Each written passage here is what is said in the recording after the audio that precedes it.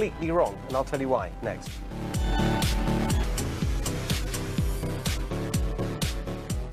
Welcome back, everyone. As President Trump attended the commemoration of the 100th anniversary of the end of the First World War, his host, President Macron, launched an extraordinarily direct political attack.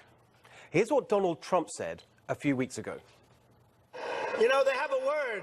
It sort of became old-fashioned. It's called a nationalist. And I say, really, we're not supposed to use that word. You know what I am? I'm a nationalist, okay? I'm a nationalist.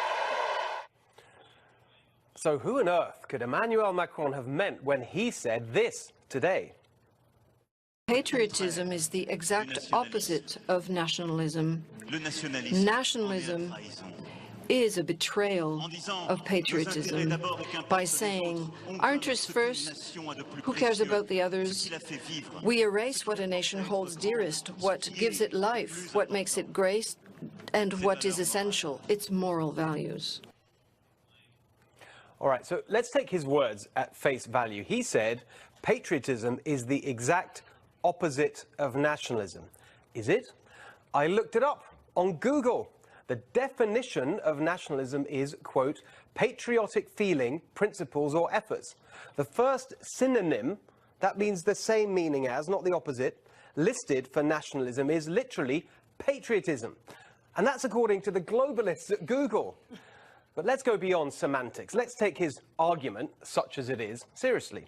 The President of France is saying it's wrong to put your own country's interests first. He thinks something else, perhaps the European interest or the global interest should come first. But who decides what that is? Where does its legitimacy come from? How is it accountable, and to whom? What is Macron's mandate exactly for privileging the European or the global over the national? He was elected with French votes, not global votes, just like President Trump was elected with American votes. At least he seems to understand that and understand who he's accountable to. Macron's attack on President Trump was highly revealing. It lays bare the astonishing arrogance of the globalist ruling class, who think it's their moral duty to ignore democracy and instead run the world according to whatever makes life easier for the rootless and heartless global corporations that Macron and his gang of Davos elitists cravenly serve. And they have the nerve to lecture President Trump about morality. One last point on all this. I was reading this book, What is the Constitution?, with one of my sons this week. It tells the story of the Constitution, and here's something that caught my eye. Some leaders, like George Washington, James Madison, and Alexander Hamilton, wanted the United States to be a strong nation with a solid central government, one that would oversee all the states. These leaders were called nationalists. So Alexander Hamilton was a nationalist. Perhaps that might convince the elites that there really is nothing wrong with putting your country first. In fact, it's the only truly democratic thing to do. Back with us, Sarah, Charlie, and Tammy. Well, it comes back to this question, is America a greater country than any other country? And the answer is, of course. We're the greatest country ever to exist in the history of the world. But Macron does not believe that. He believes that every country, every culture is just within the same couple margin points. Are we really the same culture as Saudi Arabia? Of course not. I mean, all men are created equal under the eyes of God, but not all countries are created equal, and all cultures are definitely not created equal. Try doing this type of a show where you speak critically of the government in Saudi Arabia. You see what happens when journalists speak against Saudi Arabia. This is the problem with the globalists.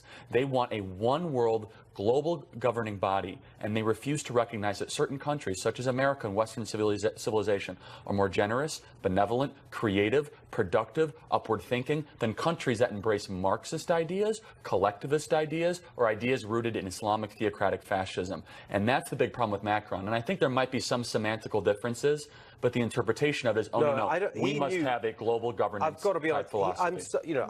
he knew what he was doing here. He was absolutely choosing to play to the gallery back in France by attacking Donald Trump. That's right. I mean, he has problems in France. He has problems with not getting, I guess, the respect he deserves, he thinks he deserves from his people. He's trying to build that base, trying to pump it up. Look, just like Charlie said, We are a nation, and now, particularly with President Trump, he's focused on America and America first. Why?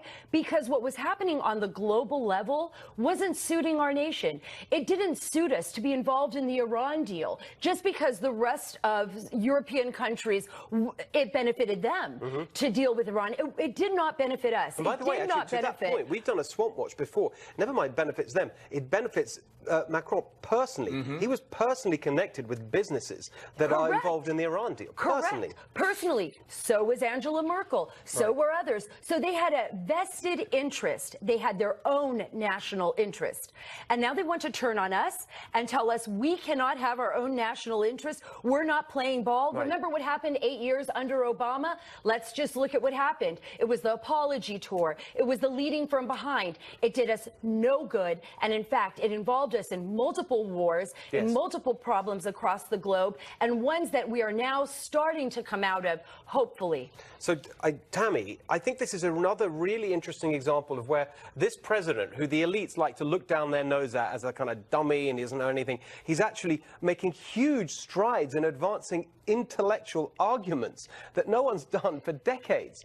It's really interesting. Yeah, and look, I think this entire dynamic for someone like Macron and everyone involved in the European Union is that they know on an individual national basis they can't compete with the United States. They know this when it comes to what is produced, when it comes to the moral footing, when it comes to why people are always rushing to come to the United States and not to any other country in Europe, unless, of course, Angela Merkel invites them in, as she has, of course, the Islamist world. So this entire global effort really was only an effort to depress down the United States. His speech itself, it reminded me in a way of this argument during Vietnam of we had to destroy the village to save the village. It was a word salad. It made no sense at all. It was the opposite. At the end of the sentence would contradict the beginning of the sentence, but they like to hear themselves talk. And the French in particular, when if he talks about this notion that you can't really be thinking first of your own country, then maybe they should stop controlling language. I mean, they have the language police, literally, where you can use or not use, foreign words because it's going to infect the culture of France. So they know the importance of culture. They know the importance of a national identity. The French, of all people, do. But they're now embarrassed that throughout history, this baby of a country, which we are, has overcome them all. Exactly. Well, Charlie's dying to get in with the last point, so very quickly. Well, look, Macron should be thanking the United States that we came in World War II and helped save Western civilization alongside Winston Churchill. He has a national identity because America was a moral country and helped come in World War II. It's very good. Yes, very much so, especially on this of all days, we remember that. And to be fair to Macron, I think he did actually say that belatedly because he recognized how offensive it was to be sort of national identity. Screaming at the president of the USA when it's the USA that, exactly as you said, came to France's rescue. He did say that, to be fair, later on. All right, don't forget, we've still got Maxine Waters ahead on